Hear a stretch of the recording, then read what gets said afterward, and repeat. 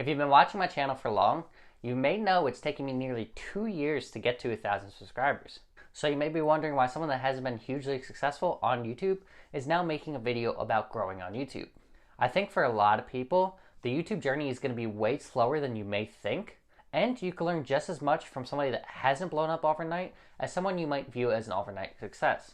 Plus, I have plenty of lessons of what not to do when starting and growing your YouTube channel. If you're new here, my name is Tom with Path to Billions.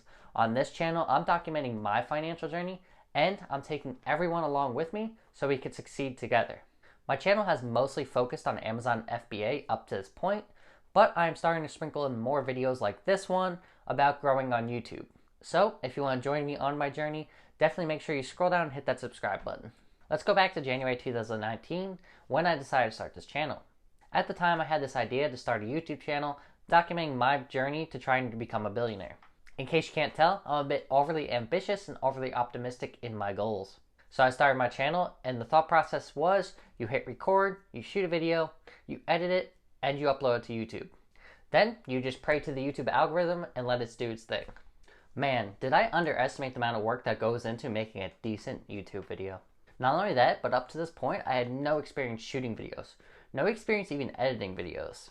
Up to that point in my life, I had never even really used a MacBook, so I had to go on and learn everything from scratch. Now, personally, I prefer to learn by doing, so I decided to start making YouTube videos even if they turned out terrible. The very first video on my channel is actually the second fully edited video I have. I made my first video, I shot it and edited it, but by the time I was done, I decided I didn't like it that much. So I went back and redid everything. I changed the script, I reshot it, and I re-edited it. This is the first lesson I would like to bring up, which is if you have no experience shooting videos, then don't go into this thinking it's going to be easy, because it's definitely not. When you watch bigger channels, you see the polished version of what they put out, and they make it look so much easier than it actually is. After I finished up that first video, I then went on to make a second video. During the very beginning of my YouTube channel, my original goal was to post 2 videos a week. However, considering I didn't know what I was doing, it turned out to be too much for me. I scaled back my goal to posting 1 video a week, but that didn't work out either. In January, when I was first starting and really excited about this, I ended up posting 6 whole videos, but I never posted that many videos in a single month again. You've probably heard this before, but consistency on YouTube is so important for growing your channel. If I could actually make and stick to a reasonable schedule with my channel, I would be so much further along in my YouTube journey. If we look at my channel, I've posted over 40 videos in about 2 years. If we instead stuck to a once a week schedule and posted those 40 videos, we could have done that in the first year alone. If I had done those 40 videos in the first year alone, I'd be so much further along than the 1,800 subscribers I have now. The reason that I'd be further along while posting the same amount of videos in a shorter time frame is simply because that's what the YouTube algorithm wants. Once you develop a consistent posting schedule, the algorithm will learn about that and it'll see that you're serious.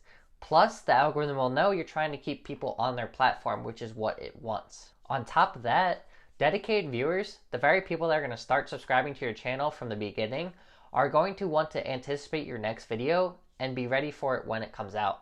There are some things I managed to do right over these past 2 years, which is why I managed to get 1,800 subscribers, even if it did take a long time. If you go look at my old videos, you'll see videos with poor lighting, poor audio, and poor editing. The videos I'm making now are better, but they're not nearly as good as they could possibly be. I know I have a long way to go before I consider my videos good, but one thing I am doing is slowly improving over time. Let's start off talking about the camera I use as an example of improvement over time. When I first started filming my videos, I was using a Canon Rebel T6i.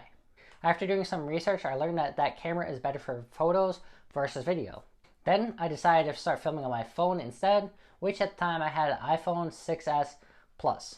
After a while, I decided to upgrade my phone, which meant I was also upgrading my camera since I still shoot video on my phone. I now shoot with an iPhone XS Max, which means I have the capability of shooting in 4K. However, that 4K isn't really necessary, but I do it anyway. Another thing I had improved over time was my lighting. This one was pretty simple, but when I first started, I was using my office window for natural light. However, this really limits what time you can film videos or if the weather's bad. So I had a box light laying around, which I was using to take photos for eBay. I then just set it up in the back corner of my office, shining it at the ceiling. This helps brighten up the videos when I shoot. For audio, when I bought the new phone I was mentioning, I also bought this cheap lapel mic so I can improve both the audio and video quality at the same time.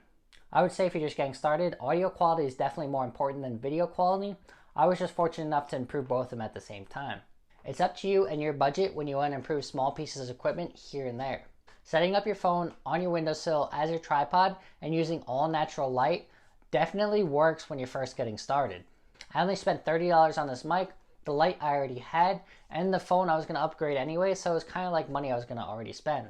Now I already know I'm going to eventually upgrade my equipment even further. I want to get a new MacBook because this one's old and doesn't work very well. I eventually want to get a dedicated camera to get even better video quality. Maybe get a ring light at some point, but I will cross those bridges when I get to them. Right now the equipment I have works for the videos I want to make. Besides the equipment you're using, you can also learn how to shoot and edit your videos so they look much better. Like everything else, I still have a ton I need to learn, but there are a couple small things I did to start improving.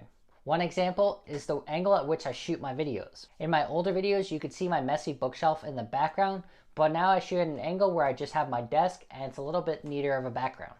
I do have plans in my head that I eventually want to do to improve this entire office and make it look much better for the camera. But again, just like my equipment, that will be improved over time when I have the resources to do so. Editing is also an important part of improving the flow of your video. My older videos had long pauses because I really had no idea what I was doing. Like I mentioned already in this video, I still have a lot of room for improvement in my editing, but I like the way my videos flow now compared to my older ones. An important part of improving your editing is actually improving how you film your videos. Instead of trying to film everything in one go, it's much easier if you take pauses between your sentences or every couple of sentences. These pauses in between sentences are where you're going to come in your editing process, and you're going to string together all your takes and cut out any mistakes you may have made. While I've seen plenty of big YouTubers do a video in nearly one take, I know I'm not capable of that, so I don't try, and I just try and film to improve my editing process. Before we get into the most important thing I've done over these past 2 years to keep my YouTube channel growing, please go down and hit that like button if you're liking this video so far. Also, don't forget to subscribe because we're almost to 2,000. Searchable or evergreen content is the best thing I've done to grow my YouTube channel. These videos are pieces of content that people are always searching for here on YouTube. Keep in mind, YouTube is the second largest search engine behind only Google, which of course owns YouTube. So there's a good chance if you could make content answering people's questions, you will be successful on YouTube. Let's dive into my own strategy and see how I've done it. As I mentioned in the beginning of this video, my channel is niched down to Amazon FBA. It's only recently that I've broken out of this niche with videos like this one on growing on YouTube and a recent one I did on my net worth. If you're interested in my net worth, I'll link that video down in the description. My most popular video for a long time was this one about selling items with expiration dates on Amazon FBA. Why was this one so popular? Well, at the time I was selling items with expiration dates on Amazon, and I noticed there was no good videos on the topic. I knew if I was looking for answers to these questions, then other people that sell on Amazon might be too. I then decided to make a video detailing this process, and I put it up on my YouTube channel. From there, my video is now ranked on Google and YouTube for when people look up how to sell items with expiration dates on Amazon. So this is a piece of content that people are constantly looking for, and they are constantly finding my video. Two of my most popular videos now are about Inventory Lab, which is a software specifically for Amazon sellers. When you watch Amazon FBA videos, Inventory Lab gets mentioned a lot, and naturally people are curious and are going to look it up to learn more about it. Or another scenario is that people already have the software and want to know how to do specific things with it. Again, I decided to make videos targeting that topic, knowing I'd get ranked in search results, and then I would get views for the foreseeable future as people look up Inventory Lab to learn more about it. The niche I'm in with Amazon FBA is full topics that people are constantly searching for answers for and tutorials on. Now, because I run an Amazon FBA business myself, I know what people in my shoes are looking for when they go on YouTube. You can do this for most niches on here as well. Just ask yourself, what questions do I have answers to, or what can I show people how to do? The best part about searchable content is that people are going to be searching for answers to their questions forever. Eventually your content might need to be updated, but that just gives you a new opportunity to make a new piece of content and improve on your old videos. These videos are going to be bringing in new viewers consistently for a long time. Being successful on YouTube in the beginning is about niching down to a topic you know well. Then you want to produce content for the questions people in your niche have, and you want to post these videos consistently. It's never going to be as easy as you think it's going to be, but as long as you love what you're doing, you will persevere. I know I'm absolutely terrible about posting consistently at YouTube. I'm pretty sure it's been 2 months since my last video at this point, but I will keep going and I will succeed on YouTube. If you want to help me succeed in that journey, make sure you go down, hit that like button, subscribe, leave a comment. As always, thanks for watching.